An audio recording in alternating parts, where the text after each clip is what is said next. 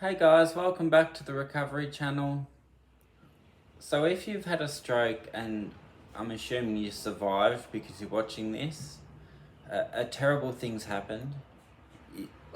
The cold hard truth is you basically have to do everything that you can to not make it any worse than it possibly can be. Today I wanted to talk about some things I've been learning about stroke. I'm always reading up about stroke and neuroscience and psychology.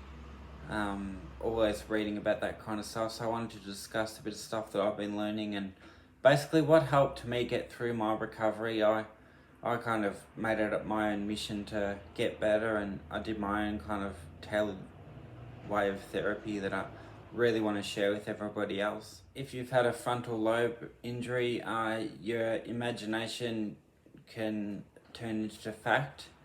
In a kind of stroke way of looking at it, your imagination or your thoughts will turn into rock solid fact.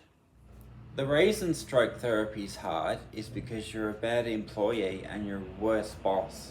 They'll tell you this in rehab, probably day one, or maybe even in intensive care or hospital. It takes 20,000 repetitions to get a brain wiring again, 20,000 times. So to get your arm from not moving at all like mine was, completely hemiplegic, to raising it above my head and having it completely functional, took 20,000 times. And there's probably 20,000 muscles and all that rubbish in your arm as well. So the square root of 20,000 is probably what it takes. It really helps to specify your goals, make them really objective goals. You'll have physios and OTs, and they're specialists at working with objective goals. They've got measuring tools, and it really helps to specify your goals. And moving towards goals is analgesic in its own right. Regardless of how old you are, 20,000 is 20,000. With stroke recovery, you tend to overestimate what other people can do, like me, and you underestimate what you can do yourself. The rehab that I was sent to, that was basically a free public rehab in the catchment area. It was more like an old people's home or a palliative care place with a gym. But they said, we'll give you 4 weeks of rehab and we'll see what happens. And they said that most likely I'll be in palliative care or hospice or something like that, considering the size of the brain damage. So that was day one of rehab. We had the meeting with my wife at the time, my parents, the physio that they assigned me, and the neuro doctor had the MRI and said, considering the size of the injury, he's lucky to even be breathing, and he'll need care for the rest of his life, but we're willing to give him 4 to 6 weeks of rehab. I used mental imaging, or my own version of mental imaging, to get better myself. I had from no movement to raising my leg above my head within 3 days, just by mentally imaging it.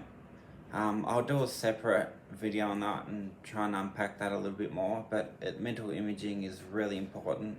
It's how I got better. In the rehab itself, my bedroom, because I was such a high falls risk and I was the youngest patient by about 60 years in the whole rehab, they put me next to the nurses station, which was really helpful because the physios and OTs and nurses would do their notes in the afternoon and say hello and how you going and have you had any improvements today. I remember vividly my physio coming in every afternoon and giving me something else to do. I used to say, I've done everything you've asked me. I did this for 4 hours. I did this for 10 hours. What else can I do? And when I couldn't move at all, when I couldn't move anything at all, she said, for the next 48 hours, just think about moving. Just think about raising your leg. All you have to do is think about it. And every afternoon she'd do her notes at the nurse's station, stop in and go, how are you going? And she'd give me another exercise to do. So she really uplifted me and constantly gave me really, really harsh feedback. And so just wrapping up, if you've had a stroke, the first 38 hours, 40 hours, whatever you want, is thinking time. Thinking about raising your leg. Half your brain is dedicated to mental imagery. Half of your brain, so use it. Your brain will not want to get better. Your brain's going to take the path of least resistance. You're going to use your non-stroke hand all the time. I'll do a separate video on how I got my hands so good.